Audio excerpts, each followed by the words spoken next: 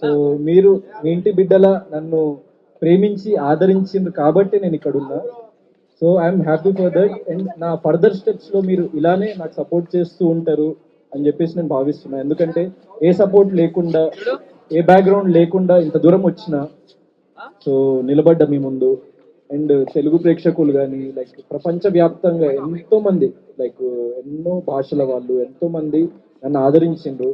So వాళ్ళందరికీ నేను ఎప్పటికీ రుణపడి ఉంటా. అండ్ నా ఫర్దర్ స్టెప్స్లో నేను వేసే ప్రతి అడుగులో వారు నన్ను ప్రేమిస్తూ, నన్ను ఆదరిస్తూ, నన్ను ముందుకు తీసుకెళ్తారని చెప్పేసి నేను భావిస్తున్నా. అంటే ఇప్పుడు బిగ్ బాస్ అనేది చాలా పెద్ద వేదిక.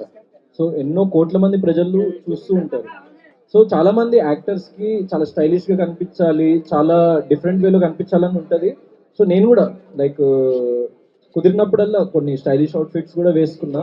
కానీ పంచ అండ్ షర్ట్ అన్నది ఏంటంటే నా ఫేవరెట్ అవుట్ఫిట్. ఎందుకంటే మన కల్చర్ని మనము ఎక్కడి నుంచి వచ్చినామన్నది ఎప్పుడు మర్చిపోకూడదు. సో మన కల్చర్, మన తెలుగు కల్చర్ని ముందుకు తీసుకెళ్ళాలి మనం ఎక్కడికి వెళ్ళినా అని. ఇప్పుడే కాదు, నేను 20 సంవత్సరాల తర్వాత, 15 సంవత్సరాల తర్వాత ఏ ఎత్తులో ఉన్నా నేను ఈ కల్చర్ని ముందుకు తీసుకువెళ్ళాలనుకుంటున్నాను.